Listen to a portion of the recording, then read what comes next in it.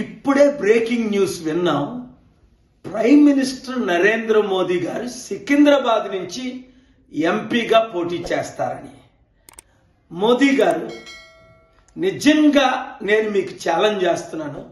సికింద్రాబాద్లో కానీ లేదా మీ అదానీ స్టీల్ ప్లాంట్ కొనాలని 8 లక్షల కోట్లది 8,000 కోట్లకి అక్కడ కానీ మీరు పోటీ చేయండి. నేను తప్పనిసరిగా మీ మీద పోటీకి నిలబడతాను.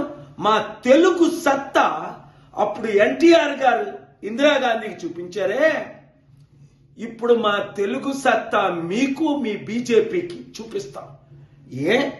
20 కోట్లు ఉద్యోగాలు ఇచ్చారని మీకు ఓట్లేయాలా?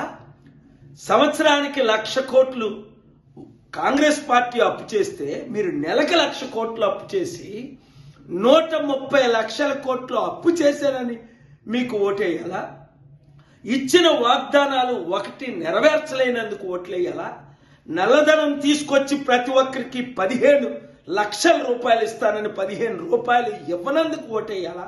మా 2 తెలుగు రాష్ట్రాల 1,00,000 కోట్లు తీసుకెళ్లి గుజరాత్ను అభివృద్ధి చేసినందుకు ఓటేయాలా? లేదా 25 లక్షల కోట్లు రుణమాఫీ చేసిన అదానీ అంబానీ కొరకు మీకు ఓటేయాలా? దేని కొరకు ఓటేయాలి? 7569441275 అందరూ రండి, కలిసి పోరాడదాం.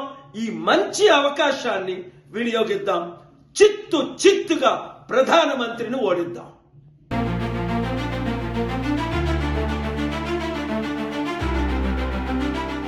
Like, share and subscribe to Rajaniti channel.